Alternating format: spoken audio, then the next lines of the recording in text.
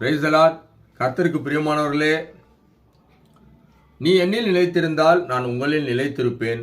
திராட்சை செடியானது கொடியிலிருந்து நிலைத்திராமல் தாமாகவே கனி கொடுக்காமல் போவது போல நீங்களும் என்னிலிருந்து நிலைத்திராவிட்டால் நீங்களும் கனி கொடுக்க மாட்டீர்கள் என்று மெய்யாகவே உங்களுக்கு சொல்லுகிறேன். இயேசு கிறிஸ்து சொல்றாருங்க.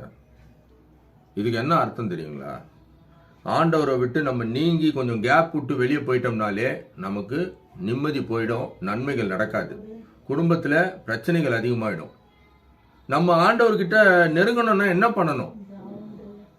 ஜபம் பண்ணணும், தினந்தோறும் ஜபம் இருக்கணும், பைபிள் வாசிப்பு கண்டிப்பாக இருக்கணும், ஆராதனை இருக்கணும், ஊழியம் இருக்கணும். இந்த 4 விஷயமும் ஆண்டவருக்கு ரொம்ப பிடிச்சமான ஒரு விஷயம். நீங்கள் எவ்வளோ இந்த 4 விஷயத்தையும் செய்கிறீங்களோ ஆண்டவர்களை நீங்கள் அதிகமாக நெருங்கி இருக்கீங்கன்னு அர்த்தம்.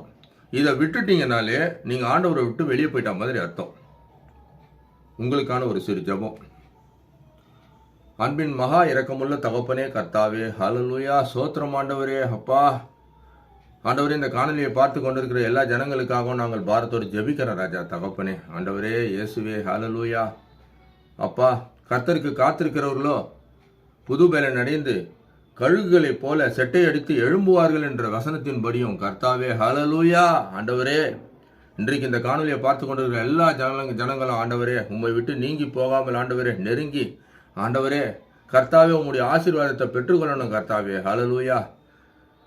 கர்த்தருக்கு பயந்து அவர் வழிகளில் நடக்கிறவன் எவனோ அவன் பாக்கியவான் என்ற வேத வசனத்தின்படியும் ஆண்டவரே நீர் பாதுகாத்துக் கொள்ளுங்க, பலப்படுத்துங்க, ஆசீர்வதிங்க ராஜா. நசரேயனாகிய இயேசுவின் நாமத்தினால் ஜெபத்தை எடுக்கிறேன் ஜீவனுள்ள நல்ல பிதாவே, ஆமென்.